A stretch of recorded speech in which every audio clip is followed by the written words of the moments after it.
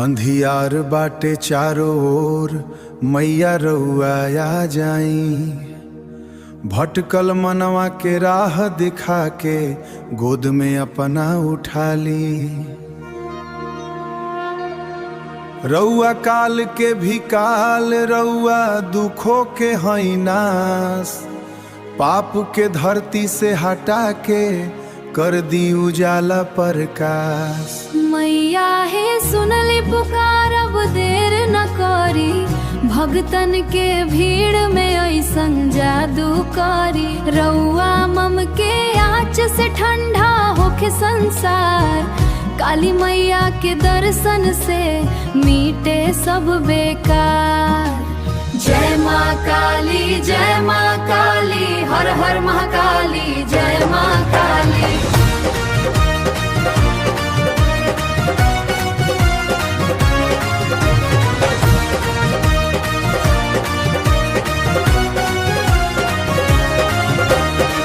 खड्ग हाथ में दुष्टों के काटे, रउआ शक्ति अपार। ममता मई रउआ भैली भैली ममता के धार। जे भी शरण में आई ओकर दुखवा भैले दूर। मैया के चरणों में मिले इस संसार भरपूर। मैया हमार रक्षा करीला।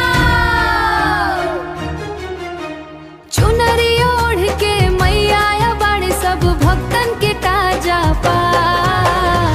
जय माँ काली, जय माँ काली, हर हर महाकाली, जय माँ काली, जय माँ काली, जय माँ काली, हर हर महाकाली, जय माँ काली। नगड़ा बाजे डमरू बाजे गूंजे जाए कारा, सबके मन के मैया रउआ हई सहारा।